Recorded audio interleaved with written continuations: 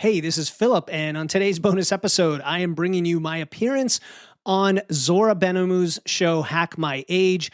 Zora works with women navigating peri and post-menopause, and she had a lot of great questions about metabolism, muscle loss, hormone replacement, fasting, and why the approach that worked in your 20s often stops working in your 40s. So we covered a lot of ground. She even came up with a new term as we chatted called menopenia for menopause-related muscle loss, which I liked. Here is that conversation. Welcome to the show, Philip Pape. How are you? I'm great, Zora. Good to see you again. Thanks for having me on. So I've been listening to your podcast. I love it. You got such a great attitude and you have great information there. And I think for all types of people, but what I focus on today is more menopause and nutrition and training, recovery, GLP-1s. I want to cover it all. So let's see how far we get. But I liked what you had to say about metabolism. And I just launched this mini offer about midlife and metabolism. And I'd love to hear your thoughts on it as well. So you said that metabolism doesn't slow because of age, mostly because of muscle loss. So why don't you explain how this works? I think metabolism is one of the most confusing topics out there, right? Because we have our baseline metabolism, and then we have all the other things that stack on top of that, like how we move intentionally and not intentionally, as well as how we eat. That affects how many calories we burn every day. And there's really shocking, research to some people by Herman Poncer, who has studied populations all over the world regarding metabolism that shows from the age of 20 to 60, metabolism really doesn't decline at all among the population, except for when accounted for fat-free mass. So when you start looking at body composition, we see that people start losing muscle in their 30s, 40s, 50s, and then it really ramps up in their 60s and beyond. That's where we see some of that metabolic decline. But then layered on top of that is age-related lifestyle. Not age, but age-related lifestyle, especially for women. You're chronically stressed, probably been under-eating many, many times. We know women go through like over 100 diets in their lifetime. You are not getting enough sleep. And then the muscle mass is declining and you're not doing anything to hold on to it or to build new muscle mass. So when you stack all that together, we see in your 40s, for example, or 50s, where you used to be able to eat 2,200 calories to maintain your weight. Now you're at 1,800. And that 400 calorie difference feels huge and frustrating because it's exacerbated because you're not moving as much and all the other things we just mentioned. So it is partly muscle mass, but it's also a lot lifestyle. Yeah, I agree too. And I do remember this course that I took when I was studying gerontology that the professor out there was like, age schmage. Like, we're just sitting on our butts. Like, I was like, what? We age-related muscle loss. That's sarcopenia. And yeah, as we age, we are losing our muscle, but a lot of it has to do is because of our lifestyle. But I'm wondering also, you said that muscle loss maybe accelerates more in your 60s, but what I learned is that when we're going through the menopause transition through perimenopause, we can lose up to 10% just in that transition alone. Could be like 5 years, up to 10 years, more or less, or some people have it a bit more, but let's say about in 5 years. And that's a lot of muscle loss in a short period of time. So I think what you're looking at is maybe men and women together, but I think women have that acceleration happening during perimenopause. Yeah, it's interesting, right? Because this is getting a lot of study right now. Like Dr. Bill Campbell and others are looking at hormone-related and age-related menopause, muscle mass loss, and body composition changes. And there is a lot of variability, but there's kind of on average at the population level. When you're, let's say, 30, you start to lose, 3 to 8% muscle per decade is what we've seen. And then it accelerates after 50, 60 is what I was getting at. But when you have the estrogen decline, you have the progesterone changes, you have all of that, you have a counterforce of increased body fat and worsening body fat distribution, right? Like visceral fat around the organs. And that actually exacerbates the muscle loss as well. So I think what you're saying is that at the end of the day, what women care about is that they feel like they have to eat less. They feel like they can't lose weight. It's weight loss resistance, low energy, and they're not happy with their body because they're getting more belly fat and less definition in their physique, right? I mean, that's about the sum of it all. Yeah. So I just came up with a new word. So we know sarcopenia we say it's the age-related muscle loss. I think we should have a menopenia, the menopause-related muscle loss. Like that should be something we should all look into because the hormones do have a significant impact on our metabolism and all of this. And in addition to everything else, it's just like, it's not the only cause, but I think it does have a lot to do with it. And especially, let's say, even not directly, even indirectly, if you're not sleeping well because you're having night sweats or you're anxious or you can't deal with stress like you used to because of the loss of hormones, well, then the moment you are able to correct the hormones, then you sleep better. And then if you sleep better, you tend to go to the gym, and then you go to the gym, you can work on muscle, and then you feel like eating something healthy. Like it all kind of spirals in a good way for just getting the hormones right. It is so connected that people don't even realize how much it's connected. Take, for example, what makes you hungry and what fills you up, right? We have hormones related to that, ghrelin and leptin, and those are directly affected by your reproductive hormones, and they're affected when you're dieting. So a lot of the women I see in that age range, it's not that their metabolisms have tanked by 800 calories. It's that they might be lower by 100 calories, but they have much more cravings, are eating more, they're less active, they have less muscle mass. And even if they're not gaining weight, a lot of them are, but even if they're not gaining net weight on the scale, they're not happy with how they look. You're looking softer and maybe maintaining your weight, maybe not, and looking worse. So hormones, you think of thyroid. How many women say they have thyroiditis or hypothyroidism or Hashimoto's, haven't been diagnosed? Dieting alone can drop your thyroid by 5 to 10%. And if you're always dieting, you're always suppressed. You're always in that adapted state. So just eating more food, fueling, and lifting weights, like you said, combined with the sleep and recovery, can mitigate that tremendously. Yeah. So there's a lot of moving parts here, but Philip, you're a diet and fitness coach, and you've helped countless women transform their body composition and metabolism. So I got to ask you, what's the fastest thing that can speed up our metabolism, especially in midlife? I mean, if I had to pick one thing, it would be start lifting weights, period. I think strength training is the non-negotiable fastest way to build muscle tissue, which is very hungry for carbs. It's hungry for calories, and you're going to love that. But you also have to support that with how you eat and how you move. So you can't be lifting 3 days a week and then sitting on your butt all day, right? You can't be lifting and under eating all the time and not eating protein. So to me, I'd love to say one thing, it's strength training, but then you also have to support that with your movement, sleep, and what did I just say? Diet. Food. Yeah. Yeah. I always say muscle is our metabolic Spanx. I think this is such a great way to explain it, because when we have more muscle mass, the metabolism seems to be revved up. Like we need to eat more. And you feel that hunger, at least most people do. And most people I work with and myself, is if I'm training more, boy, that hunger kicks in, and we need to feed the muscles. We can't grow muscles if we don't feed them, right? So Yeah. or at least it's hard. It's just much harder if you don't. So I always think, yeah, like you, they go hand in hand. But then, like you said, the sleep. Well, yeah, we have growth hormone that's activated while we're asleep. So if we're depriving ourselves of sleep, then how are we going to grow these muscles, because they're not getting the sleep that they need, right? And then the stress component as well. Yeah, muscle's underrated. I did an episode called something like "Why Your Muscle Burns More Calories Than You Think." And it was based on the premise that all the fitness influencers, they love to say, hey, muscle's metabolically active. You're going to burn a bunch of calories adding muscle. Well, yes and no. Yes, in the sense that the muscle itself will burn something like 6 to 9 calories per extra pound of muscle, which is not nothing. That might burn you an extra 100 to 200 calories. It's not nothing. But there's the downstream, the secondary effects of having muscle and the act of training to build muscle that does what you're saying, which really ramps up your metabolism. You've got signaling that's going on to your fat cells. You've got glucose disposal and glucose storage that increases insulin sensitivity. You've got the hormonal stress, the good stress when you train with your IGF, right, your growth hormone, and your testosterone, even the reproductive hormones, because you're using your body in a way that's very fit and healthy. And then all of that is supported when you eat. So having muscle mass from a inflammation, from an insulin, from a fitness lifestyle, all of it just adds up. Bone density, right? We could just keep going, Zora, on the benefits. There are so many. I get stuck. When I say the magic bullet, if I'm interviewing somebody about sleep, I'm like, no, sleep is the magic bullet. Now I'm like, no, muscle is the magic bullet. There's so many magic bullets that don't cost us anything either. So, and that was my next question, is to ask you about the other benefits of building muscle, because when I talk about it or people hear about it, I'm afraid that they're going, no, I don't want to be a bodybuilder.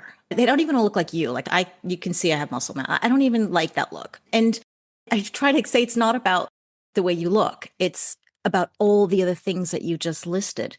And as a gerontologist, we know that as we go through life, we are more likely to lose our muscle mass. But when we keep it, we are more independent.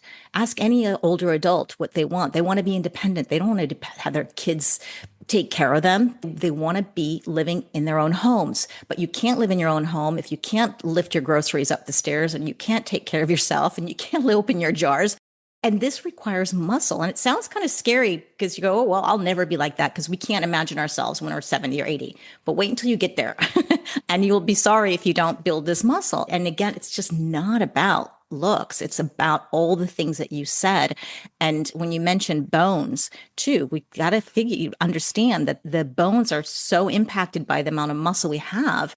And if you're worried about frailty or falls or fractures, and that's going all over the social media now, and then okay, do your bone density protocol, but part of that protocol has got to be the muscle, right? Oh, 100%. There's a term now in the research, osteosarcopenia, which combines the bone loss, osteopenia, with muscle loss, sarcopenia. Actually, Megan Dahlman, she introduced me to that term, and I started seeing it in the studies.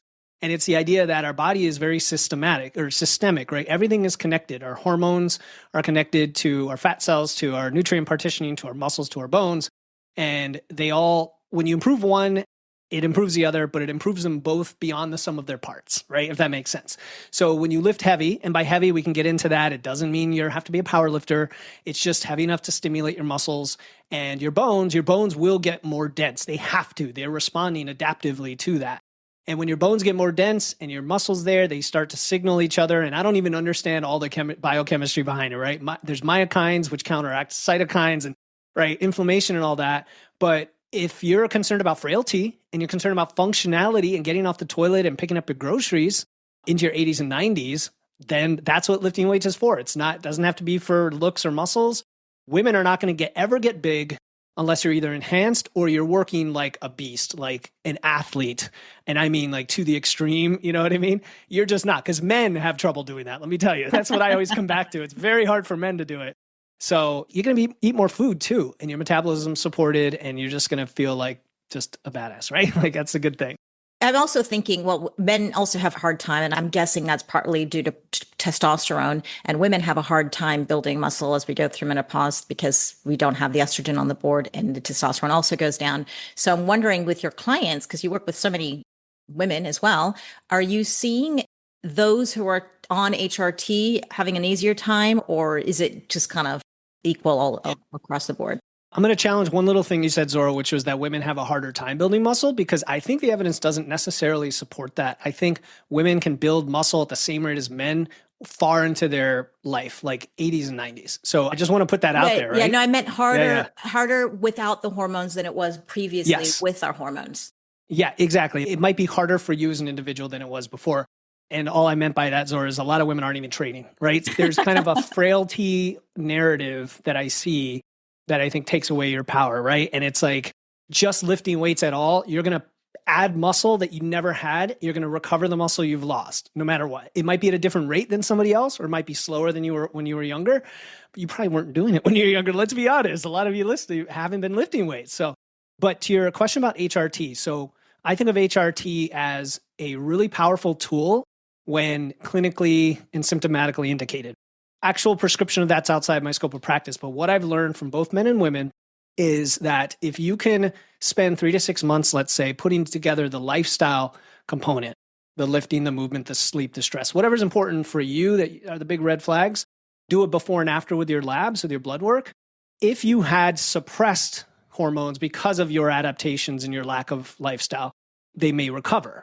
And then you can pinpoint, okay, no, progesterone specifically is an issue for me, not all these other ones. Men, the same thing with testosterone. You either have suppressed testosterone because you have excess body fat and you're not healthy, or you just, no matter what you do, you have low testosterone, then you need HRT. That's my philosophy. I did an episode called Strength Training versus HRT, and spoiler alert, there wasn't a versus. They can go together and it's individualized. So that's my thought on that. Oh, I got to still go listen to that episode. Send that one to me, and I'll put that in the show notes if we can remember that. If you need HRT and it's indicated, go for it. That's my opinion. Yeah. Now, I do hear women from my community who are pre-hormones, they struggle, it's so hard. And then post-hormones, it all seems to get better? And again, is it the hormones, or is it just because they're sleeping better now? Or is it because something else? We don't really know. But that's why I don't work with that many women in terms of their fitness and their training. So I always love to pick people's brains who do and say, what are you saying? So, well, we just want to isolate the variables. So you're not spending thousands of dollars on 12 hormones that you don't need. You know what I mean? Maybe you need one or two in there that are going to move the needle. So if you're not lifting, if you have excess body fat, if you're not sleeping, et cetera, is some of that caused by the hormones? That's what you posed, is like, is my poor sleep by the hormones? Yes, maybe. And you're not doing all the other things. So do all the other things, see what happens as an experiment. It won't take very long. And if things aren't moving, great. You've got your isolated variable, right? Like, I need this. are you enjoying these episodes, but have a question that I just didn't ask? Well, then why don't you meet our guests for a live Q&A session just for you? Yeah, face to face on Zoom in a safe and intimate setting. And this is one of the perks of joining the private women's only menopause support group, Biohacking Menopause. Every week we have live Q&A sessions with me and our podcast guests. It's a chance to dive even deeper into a topic, or just get a more personalized perspective of the topic and perhaps a second opinion. And there's a lot more going on here, from monthly challenges, giveaways, breathwork classes, menopause resources, and an incredible group of really smart ladies who share their own experience biohacking menopause. It's really an invaluable source that you just won't find in any other menopause space. So find all the details at biohacking-menopause.mn.co, or find the link in the show notes. And I'll see you there. Have you seen this woman floating around Instagram, at least my Instagram, Ginny, and she's an American ninja, age 71. And she's amazing. And I invited her to the podcast. She accepted. I'm super excited. I'll connect her to you if you want to. Awesome. Because what she was doing, if anyone knows what American Ninja is, it's like this obstacle course. It's insane. You have to hold on to things like her grip strength was out of this world. What she was doing, it was balance, it was mobility, it was her proprioception. It was unbelievable. And what was most interesting is that she started to work out at 63. And it just shows you it's never too late. And I want her to come on to the show, because one thing for me, or even you, to be like, yeah, well, build muscle, protect yourself later on in age. And it's different for me to say it than it is for her to say it. And I'm really excited to get her on the episode, because she's just such an inspiration. And it just shows, just kind of, hopefully it will validate what you and I are talking about, hearing from another person. 100%. I was on a guy's show. He was an 80-year-old bodybuilder. And there's a gentleman on Instagram to add to his name is Bruce and Jan Train. They have a ton of followers. I know them. Yeah. And I connect with him too. And they're in their 70s. He actually just started sprinting, following a protocol that I suggested, but I stole it from Brad Kearns when he was on my show. And he started doing that, and he doubled his power output over 4 months of training sprinting at 73. You know what I mean? So how do you measure power output?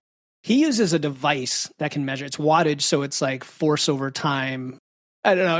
I don't know exactly how, but yeah. I mean, you don't need to use power. You can use speed. You can use other measures. You know what I mean? Oh, that's so cool. I love my Instagram search feed is just full of people like that who are just smashing it in their older age. So I just get so inspired by them. It is. So, okay, we're going to assume that you've got your sleep hygiene on, and that you're managing your stress and all the other things that are really important. But what does an ideal fitness program look like for a woman in midlife who is looking to stay strong and independent, protect her cardiovascular and mental health, and lower injury risk? So describe your typical client and walk us through the week. Yeah, I was wondering how to answer this question. Should I talk about principles or an actual prescription? I'm going to do a little of both. And the first thing I'm going to say is the principles of training for strength and muscle and being active apply to everyone, no matter your gender, no matter your age. That's a powerful and helpful thing to know, because that means whoever you are as an individual, as long as what you're doing satisfies those, there are a lot of ways to get there. There's a lot of equipment to use. And that could feel overwhelming, right? So that's where I'm going to give you a little bit of prescription. But the basic principles are going to be lifting with enough frequency and enough volume so that you can actually get stronger and build muscle, using what's called progressive overload, right? Which is challenging yourself more and more over time. It's using normal human movement patterns when you do that by loading yourself somehow, right? We're going to talk about weights, machines, whatever. And then it's being active in the rest of your life, not in a stressful way with like chronic cardio and tons of running or something that you hate, but things you enjoy, play, sprinting, and walking, lots of walking and just moving throughout the day. Like that's the principle of it. So what does that look like? I would say for a beginner, it's probably 2 to 3 sessions a week, anywhere from a half an hour to an hour, depends on your schedule, of working on the basic movement patterns, squatting, picking things up, pressing, pulling, which many of us know what exercises translate to that. Squats, deadlifts, bench press, overhead press, rowing, the basic stuff. And again, now it sounds like bodybuilding, but you can do those with dumbbells, with a machine. You can do it just with your body. If you are really out of shape, you have a lot of extra weight to lose, your joints hurt, your back hurts, you've never done this before, start where you're at. Find a good coach or really good videos. It's hard for people though. You mentioned proprioception. Most people are pretty clumsy and klutzy when it comes to trying to get good at lifting the first time. And even people who think they're good, I'm raising my hand, find that they have a lot of things to fix when they finally talk to a coach after 2 years of thinking they're squatting the right way.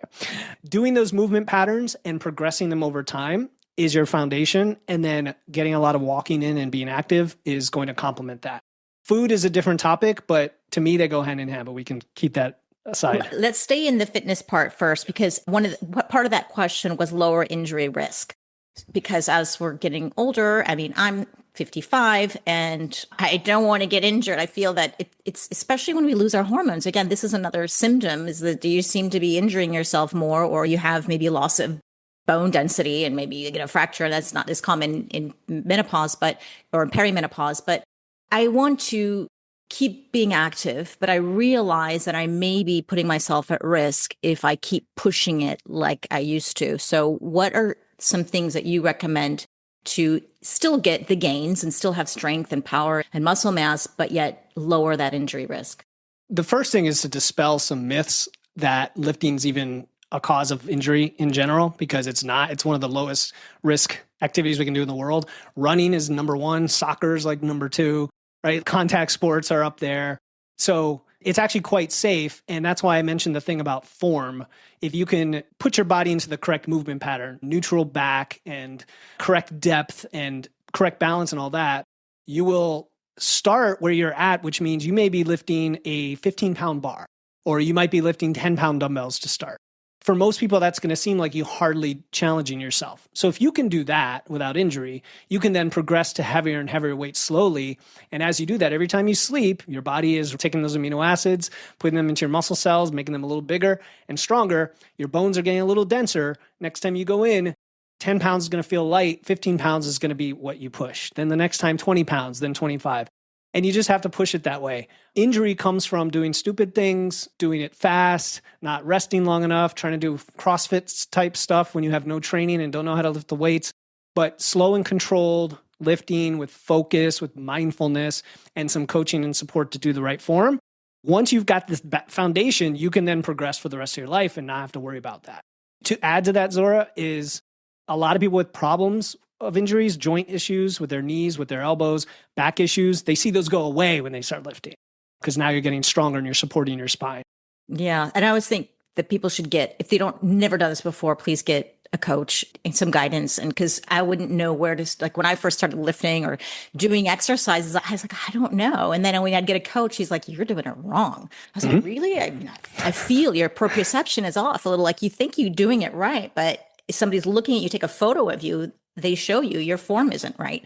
So it's really hard to do this on your own. So I encourage people to get a trainer, at least invest in one for the beginning until you get the foundation right.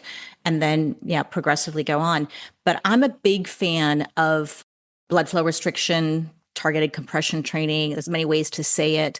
And I love this device because these are tools that we use. We put them on our arms, or these bands that you put on your arms or your legs. There's so many different kinds, and some are cyclical and some are constant, but they all seem to do the same thing in the end. And that helps us not lose muscle mass if we had surgery or injury, and we can't do that. But it also may help us get some gains with lifting lighter weight. Because if I ask my 85-year-old father-in-law to go lift heavy weight, he's like, there's no way. But putting these bands on and doing something body weight may help. So I would love to know your thoughts, if you know anything about blood flow restriction and if you've ever used it. Yeah, I've used it. I've used it for years. I have smart cuffs. I have the really expensive ones that self-calibrate. I had the owner of smart cuffs on my smart tools on my podcast. I think the general consensus, and when we look at the studies and even the owners of these businesses, just to disclose if conflict of interest, is it's a great supplement to regular lifting, and it's great for rehab, like you mentioned. There's its own misery and pain with using blood flow restriction that some people will find mentally harder or just as hard as just lifting a few reps heavy. You know what I mean? So I think the word heavy gets diluted when we talk about lifting.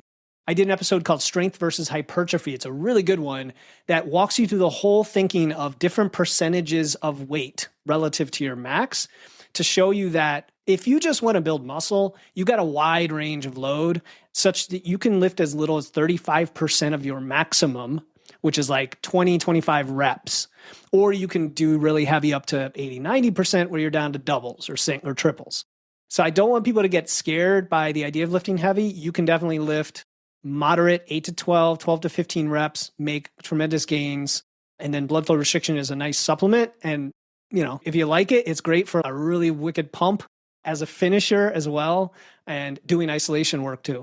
Yeah, I think it's a great addition. And I've been using them for ages because I had osteoarthritis. I couldn't move. I couldn't do impact. And I was like, oh my God, I'm going to lose my muscle mass. Didn't lose it. And I even gained it with just the simple rehab, the limited mobility I had. So I'm 100% convinced. But I also have been talking about this for years and years, even before then. And I hear really great feedback, all different kinds of, I've gone through the whole gamut. And yeah, the constant ones are a little harder. And you'd see your heart rate going up when I lift a baby weight with the cuffs on. And then if I don't have any weight, or if I don't have the cuffs on, but the same weight. So I can measure it through my data and my watch or whatever device that you're using. And it is not only about hypertrophy, at least depends, maybe the devices have some distinctions, but it's also good for vascular health, for your heart. That's true. Yeah. For many other things that I think that are not even counted, blood flow. It's incredible what these things do. It's not just about, I was so happy with the muscle. But anyways, it is a little bit more than I'm gotta dive deeper because I only familiar with a couple of devices, and I really want an expert who can give us the overall picture and teach us a bit more about all those fine details of the benefits of blood flow and who should do it and who shouldn't as well. Yeah, I should connect you with the owner of Smart Tools because they're a good company that's done a lot of studies in the area. It's kind of like weighted vests. It's a really good tool. It doesn't completely replace lifting. I will say to the cardiovascular piece, if you wear the leg cuffs and walk or bike, that you will feel that pump, like you will feel that challenge. I also am always concerned that people hear that and they're like, oh, now I have to get this extra thing. I have to learn how to use it. It's just one of those points of friction. So if you're listening, there's a lot of ways to roam, a lot of roads to roam, and everything we're telling you here could work. Find what works for you. Can you do it at home with stuff you already have with your body? Can you do it at home with dumbbells or bands? Do you have access to a barbell or a gym? What is the thing that it's easy? And don't make any more excuses. Just get in there. I'm using a device called Suji now, and I've been using the Katsu as well. They're both great. And even before that, just the typical cuff with a blood pressure. And that's like the cheapest way to do it if people really want to get into it. I didn't realize that there's a mode that Suji has called recovery mode. And so they're using these bands for recovery, which I'm just completely discovering now. And so you just put them on and you just sit and let it just sit. And pump. It's a little bit more of a cycle. Yeah, it's on, it pumps up for a couple of minutes and then off for a couple of minutes. But I want to talk about recovery. So, okay, that's one way to recover. But in menopause, good segue. yeah, it's just like that was the segue. Yeah.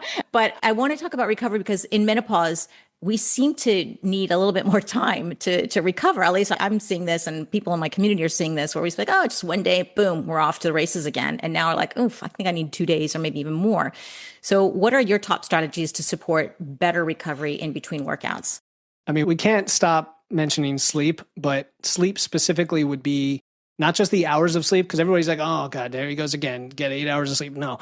Okay, if you can only get 6.5 hours of sleep, the game changer is going to be consistent bedtimes and wake times, and understanding that your wake time is something that almost becomes programmed as part of you. It's very hard to change. And so if you assume that as your starting point, okay, I always get up at 6 a.m. no matter what. Even if I go to bed at 3 a.m., my body gets me up at 6 a.m., right? Can you relate? And so back that into what you would need to get like your deep sleep and your REM sleep. From a recovery standpoint, if you care about tracking and metrics, tracking your sleep stages can be really helpful. And then you'll see the difference based on your bedtime and your consistency of that bedtime. Because I've known people that just push it back by half an hour and all of a sudden they get an extra hour of deep sleep from that half hour. So to me, that's the recovery thing. You could do all the other hacks for sleep. That's a whole podcast, right? I'm sure you've talked about the cool dark room and the no screens and all that stuff. Yeah. It is important. I also think food is the biggest underused recovery mechanism for women. And that means eating enough calories and eating enough carbs. Carbs, yes, carbs. Carbs, if you're lifting weights, are massively beneficial for recovery. They're beneficial before you work out because you've got that glycogen in your muscles, you got the glucose in your blood, and now you can get through that session with lots of energy to push hard, to get all the reps, to not feel winded, and it feels good. And then it helps with your recovery afterward because you won't be sore and you won't feel like as much muscle tearing and that metabolic stress from the metabolites and stuff, right? So that's important. Then the carbs and the food afterward are helpful for recovery too. And then just having overall enough energy to match your metabolism, right? Our maintenance calories, as we call it, at least, if not slightly more than that. Yes, you risk gaining a little weight, but most of that's going to be muscle, is the biggest thing you do for energy. So sleep and food. And then beyond that, we can go into all the one percenters. So, okay, one question quickly. Which tracking device do you use for your sleep? I have an Oura Ring. Oura Ring. Okay. Now, you said about the food, the calories and the carbs, and I want to get a little bit granular with this for somebody who's listening. Is like, well, what does it mean? And how many calories and what kind of carbs? And I want to define a little bit the carbs because I'm one of these people, I'm like, I get plenty of carbs. I eat tons of vegetables and I eat a little bit too much fruit now in the summertime. But I don't eat a ton of the potatoes, the sweet potatoes, the quinoa, and all these other great carbs. I eat them, but not as much. So I'm wondering, is there a big difference? I know probably the sugar, but what's the big difference in terms of somebody who's trying to build muscle and speed up their metabolism with these two types of carbs? It's going to be very individual. So when you say you don't eat a lot, do you know how many grams you eat a day right now? How many grams of what? Carbs? Carbs. Oh gosh, when I was tracking it was probably around 100 and then now it's probably closer to 200 because I'm eating a lot of fruit. Okay. And for a female of your stature, height, whatever, I'm not going to guess your weight and put all that. But, I could just guess that 150, 200 grams of carbs probably passes that threshold where it's enough to refill your glycogen for your training and to recover and to support muscle building and all that, right? So it's not like you need 500 grams of carbs. The problem, I think, is people cut carbs and they restrict and they go way low, like far below 100 grams, right, to try to do keto or whatever. And they're doing it thinking that there's a benefit for fat oxidation or fat storage. And there isn't. At the end of the day, it's your energy balance, right? Your calories in, calories out that affect how much weight you gain or lose. Carbs, though, are so powerful for muscle mass and body composition. And people don't realize that because when you eat enough carbs, it spares your body from having to convert protein into energy. So you get enough energy there. It also increases or reduces your stress. This is another side effect of carbs people don't realize. I've had women, it's almost like a guaranteed split test. Add in 100 grams of carbs and all of a sudden all the stress stuff starts to feel better. Your energy is better. You don't have the energy crashes, all of that, right? And then you mentioned vegetables. Well, what's a big part of carbs? It's fibrous, nutrient-containing foods. So if we're talking about food quality and micronutrients, even if it is starches like potatoes and quinoa and oats or vegetables or fruit, you're getting all your fiber needs. And that has its own set of benefits for gut health and satiety. Okay, so it doesn't matter so much what kinds of carbs we get. I mean, we want not the junk food carbs, but in terms of starchy carbs versus non-starchy carbs, it doesn't matter? It matters in certain scenarios. So like it matters as a pre-workout. So you want fast digesting carbs, right? More simple sugars like fruit before a workout, and you don't want to dilute it with fats and fiber, and as much fiber, which would slow things down. After a workout, it's less important because you've got a nice long window to recover, so it doesn't matter. I would say if you're worried about blood sugar, so if you're diabetic, you definitely have to be in tune with your blood sugar spikes. If you're not diabetic, you really don't have to be worried as much if you're lifting weights, if you're living a good lifestyle, if you're walking. But if you're concerned about that, this is where having balanced foods, balanced meals is helpful. And that's where the fiber-containing carbs are important.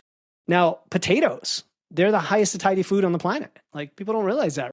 White potatoes, not French fries, where you add oils and everything, but white potatoes.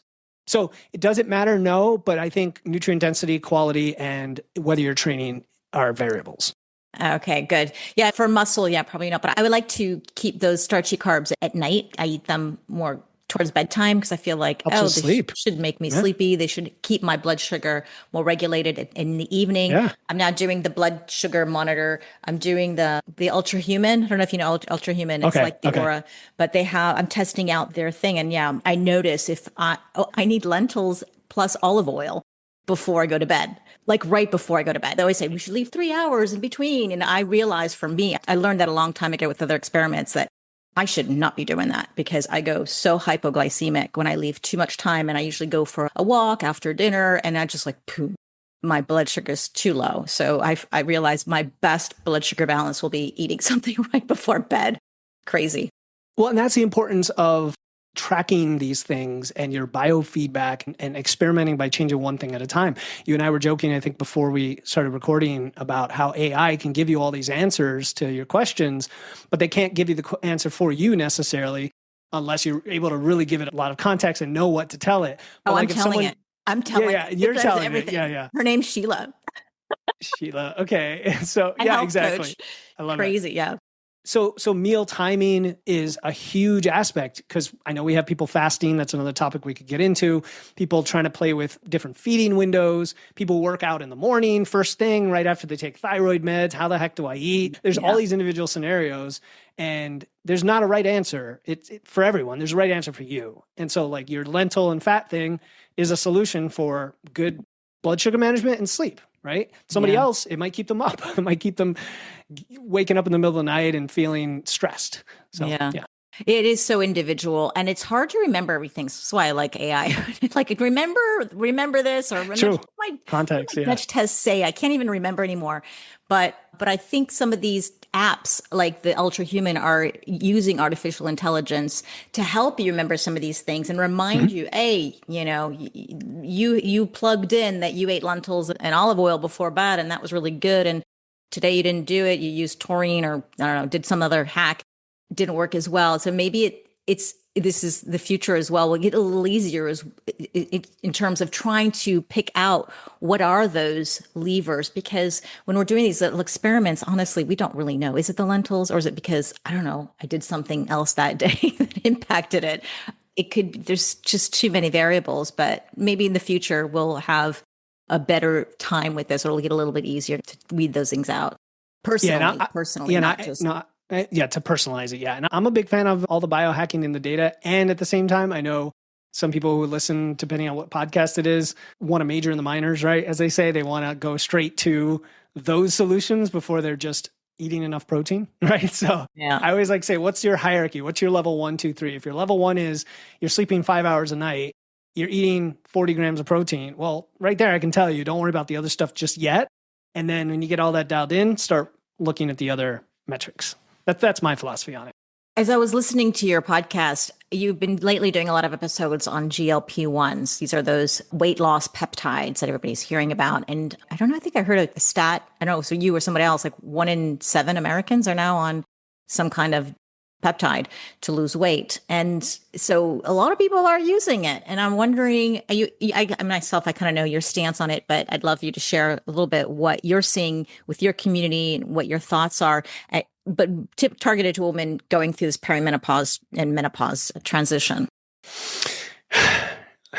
So I did an episode, you probably are alluding to this, called Ozempic Envy, right? Ozempic Envy, yes. Right? And that was a term I made up. I don't know if you Google it, maybe somebody else said it before, but the idea that we've got weight loss camps and some people are taking Ozempic for different reasons. Some are prescribed because they have diabetes. Others are prescribed the corollaries that are not for diabetes for weight loss, especially if they have extra weight to lose. And then there is a subsection doing it purely maybe for vanity or for as a shortcut, right? So there's all different categories. I'm not going to generalize. I think like HRT, it's a tool. It's a very powerful tool though, almost miraculous. Like it's insane, especially the dual and now triple agonist they're coming out with that hit not only those peptides, but the liver, like the glucagon based ones can reduce liver fat. Wow. Yeah. I have a former client who we together went through fat loss, like I'll say all naturally, right? Doing the normal things.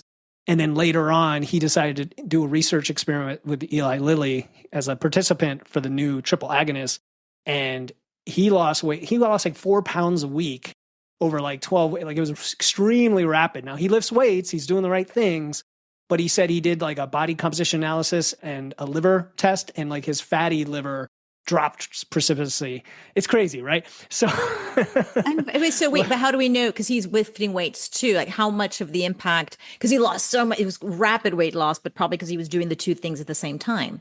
exactly. So you always have to say, if you did that naturally, if you simply just ate less, like that causes you to do, would you have the exact same results? I can't answer that for the more advanced ones. They may have other mechanisms they tap into that are like the super soldier version of something that you can't replicate. Kind of like when we hear about myostatin blockers in the future where you could just get jacked without lifting weights. I don't know. This is the future of humanity. Yeah.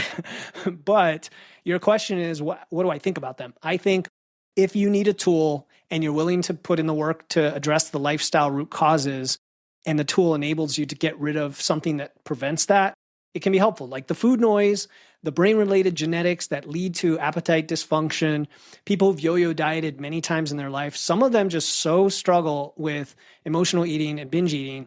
This is the catalyst they need. And I've seen it. I've seen it work wonders in that way, in a very positive way. People on tirzepatide, for example, seems to be a really popular one, Manjaro, right? In that they will start to lose weight. They'll hear my podcast. They'll reach out. They'll be like, what should I be doing at the same time? Because they're not getting advice, by the way, from the medical industry for the most part. Yeah. And I'm like, all right, let's get you lifting. Let's eat your protein. Let's track your food, because what's going to happen is you're going to eat too little on this drug, most likely, especially if you're lifting weights. And you're going to want to actually eat more than your appetite's telling you, which is one of the challenges, right? I had a guy he was like, yeah, I just eat 1,000 calories, it turns out, without thinking about it. He's like a 200-pound guy. Like, okay, we got to get that up, because you're going to lose muscle no matter what, even if you're lifting weights at that aggressiveness. So they do it, and you start to put in the lifestyle. You start to change your diet to more protein and fiber and nutrient-dense foods. And then what you can do is titrate down with your doctor's help and see how that affects your appetite and then everything else. And what you should see is a better appetite regulation when you're doing the lifestyle component, so that you can maybe get off the drugs permanently and then maintain that lifestyle. And the way I like to do it is have it coincide with a fat loss phase, like a glide path, come out of the drug and then start eating at or above maintenance to counteract the ramped up appetite for a while. And then things will normalize. That's what I've seen. So the game, I think people don't understand that they want to try it out, you test it out, and then what? Can you afford it still? Mm-hmm. What's going to happen when you stop? Hopefully you will stop. And I'm always wondering what happens to the people who have eating disorders. And I did a podcast episode with a specialist in eating disorders, and she argued that the problem is still there. The emotional eater is there because of deep trauma or a wound that happened in childhood, and that doesn't go away. The GLP-1s will take away the food noise and help that person, and they may lose weight, but the moment they go off of it, it's back again. And so she believes that they need to resolve the issue. And maybe in using the GLP-1s, that would maybe getting help, professional help, in addition to the GLP-1s, if that's that person, I think, would be another tool in the toolbox, just like lifting weights and dialing in the protein and getting the nutrition right. Because I've seen too many people who are not doing the work. It's just too easy. And they're having a great time eating whatever they want. And they're not eating that much. And then they gain it back. But I do see plenty of women and men as well who are doing it right. And there are ways to do it. And I'm glad that you are guiding them through this. But I'm wondering with the emotional eaters that you're working with, or if you have any, how are you helping them navigate this space? So emotional eating is one of those things that you could, I would say, categorize, right? And if somebody has a true eating disorder, an ED, or they're anorexic, or even an over obsession with a certain way of eating that's just mentally connected to their mental health, I'm going to refer them to someone else. I know other coaches who have clinical backgrounds in dealing with that. And I'm not qualified, or even if I was, I don't want to take that on personally. I'd love to help people, but I have my limits and I know my limits. So that's over there. Then there's the bucket of, I'll call it emotional eaters, which is just most humans. Let's be honest. We all have some level of emotional eating in our background. And I like a tools and process-based approach, like managing your environment, pre-planning, adding structure with flexibility, doing all the things we know the research shows us is the opposite of what led to a lot of that emotional eating in the first place, like restrictive dieting. So if we can do these more flexible approaches and see if that just resolves it in general for someone, that's awesome. But then you have the people kind of in the middle who you use tools with them and things get better and then they relapse. And then they have some major binge episodes. And you're like, I don't know, I'm not going to diagnose an eating disorder or not, but if like happens occasionally, is that an eating disorder? Again, I don't know. And do they need to work on that emotional trauma, or do they need to just work with what they know their reactions tend to be, and it actually is okay, whatever the result is? You know what I'm saying? So it's very complicated, is my point. There's a gentleman in our group who was doing great. And he's like, I went on vacation and I ate 6,000 calories in multiple days and I gained 35 pounds. And first of all, he didn't gain 35 pounds of fat. This is another thing I talk with people about all the time. You have to overconsume by 3,500 calories for 1 pound of fat. And if you just looked at his numbers, he maybe gained 10 pounds over 2 weeks, right? Still a lot, but not 35. A lot of that's glycogen and fluid and stuff. But he reminded me of a different client I had who loved to binge at barbecues. And he would eat like 7,000 calories. But because his goal was an average of like 3,500 a day, and he only did this once or twice a month, we played the numbers game. We said, you know what? That's actually fine if you just want to plan to go hog wild, pun intended, at a barbecue and plan it in. And that's the only time that ever happens. Practically for your life, is that okay? Right? And it was. So it's complicated, Zora, is my point, right? Yeah. Like we're all not everything's individuals. Yeah. That's the thing. We're all individuals. Yeah. Tell some of when I was health coaching more back in the day, I was telling women, who didn't want to give up their X, Y, or Z. I just said, let's see how much we can get away with. That's all. It's not saying take this out forever. Like, just where is your point? And you would see all different people with different levels. Some can get away with high amounts and others with very little. So that's where we biohack our way through our fitness and nutrition, right? It's an engineering problem. And I hate to be cold and calculated about it, but it really is for a lot of people. It's like a numbers problem. And if you could figure out the numbers, you get the confidence back and you're like, yeah, I can have my pizza now. Yeah, exactly. So I wanted to hear your thoughts on fasting for women in midlife, and considering all kinds of women, like athletic, obese, sedentary, injured, diseased, 80 plus, whatever it is. What are your thoughts? We're talking fasting in general, right? Like intermittent fasting and time restricted feeding. And it's a big training, umbrella right? word because, just sleeping is fasting. We're all fasting. Okay. Right, exactly. All right. So fasting has, I'll say, a couple benefits that we need to acknowledge. It has many claims that are not benefits we need to dispel. And then a lot of negatives. Okay, so let's just put it that way. The biggest benefit of fasting to me is, I call it time restricted feeding because that's what's in the research, is structure. You can create feeding window that is structured, just like your meal timing, like when you eat and also how much you eat can be better controlled. If you're in a fat loss phase in a calorie deficit and you are only eating, let's say 1,400 calories, it might be easier to do that with a restricted window. That's the main benefit. Now, there's a lot of claims about fasting, like autophagy and longevity and cellular function and brain fog goes away, and you've heard them all. And some of those are anecdotal. Some of them, we see them in the population, but we see just as many have the opposite effect. I started fasting and it actually got worse. And so a lot of that, there's explanations for them, but it seems like long-term, it doesn't matter. If you fast or don't fast, you're going to have the same result when matched for calories, right? We know that. When matched for calories, you're going to have the same result. The negatives, however, for women over 40 are it's highly stressful on you to fast in many cases. If you're training fasted, there's a lot of negatives there because you might not be able to push as hard. Like we talked about the pre-workout banana. I don't know if I mentioned banana. My favorite pre-workout. Banana. I do okay. Banana and cottage cheese. It's great. Like my thing. Because it's moderate fiber, it's high in simple carbs, and it also has electrolytes. So it's great. It's a great pre-workout. But one of the easiest hacks for most of my clients was like, add that banana before you work out. Let me know how you feel. And it's like, oh my God, I felt so much better in the gym and then I wasn't sore and this and that and the other. The claim people make, or you probably hear this, is I'm going to burn more fat when I fast, right? Intermittent fasting or fasted training. It is true. You're going to oxidize more fat when you don't have food in your system because you don't have the blood sugar available. But Let's take a simple example. Eat a banana before training or after training. Let's compare the two. Let's say you eat a banana before training. It's 100 calories. Then you train. Well, now you have that blood glucose to use. And let's say you burn 100 calories and you net out 0, right? Ate 100, burned 100, no change. Or let's say you do it fasted. You burn 100 calories. That's going to have to come from fat. Oh, great. I just burned fat.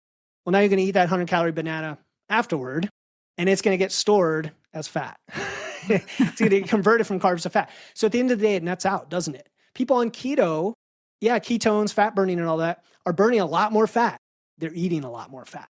At the end of the day, it's just two different energy sources. And I know I'm getting into kind of a different topic, but I do think it's kind of related. So I'm not a fan of fasting unless you know as an individual it's optimal and you feel great and it helps you perform. 95% of people don't feel that way, other than the structure piece of it. I imagine in your world, and very often in mine too as well, because I attract people who are a bit more athletic. It doesn't seem to be working out so well for this population. This is what I'm seeing. The guys do better. When I was working with men, I was like, oh, why are the guys doing better and the girls not so much? And then, of course, as we're going through menopause, all the hormonal changes, like our adrenals have enough of a hit, like to put it in that state. But I can't deny that I've worked with women, and usually they're a bit more sedentary or a bit more obese, and they have really fabulous results with fasting. So I think it's all, what can I say? Research says this, but you have a great result, or research says this and you have a bad result. Again, I think it kind of goes down to we're all bio-individual, and you just got to do your own experiment and see what works for you. Yeah. And I have not ever told somebody not to fast and train if they want to, and if it feels good for them, and if it's practical, right? I mentioned the thyroid meds in the morning. This is a common one. And they're like, I just want to get up and work out and I have to take the meds, so I can't eat. Okay. In that case, do what I think is working for men. One of my theories, you mentioned men, is first of all, they have more muscle mass and maybe more glycogen storage, but also they're probably eating more, right? They're eating more calories in general. And that probably translates to like bigger dinners with more carbs that then translate into the morning if they're training in the morning. That's one of my theories. I've seen guys be more resilient, is what you suggested. So if it's practical for you, great. Experiment. Add the banana before you work out and see what happens. And then as far as weight loss and fat loss, that's down to calories. So if your adherence and sustainability is better on fasted training, then that's a reason to do it, or fasting in general. Yeah. Yeah, you're right. I guess everybody has their preferences, not only how do they respond, but is it going to fit in with your lifestyle and what you like and don't like? And that's why you do what you do, is you coach everybody through this. Important. Yeah. So my last question then, as a diet and fitness coach with one of the top performing podcasts in nutrition, what is the one thing women in midlife need to do to understand about her changing body? That you have more control than you think. You have more control than you think. Your body's not broken. Everyone is a little bit different, but the approach that worked when you were younger, eating less, doing more cardio, it's not going to work anymore. It probably didn't work as well as you thought then. Maybe it kept you skinny, but other than that, it's not going to work. Your hormones have changed, the muscle mass loss, the stress levels are probably higher. But what's amazing is that just moving the needle a little bit by being active, by training, by eating the protein, and doing the things we talked about today, experimenting and understanding your body. I mean, this can be the best phase of your life. That's all I'm going to say. I like that ending.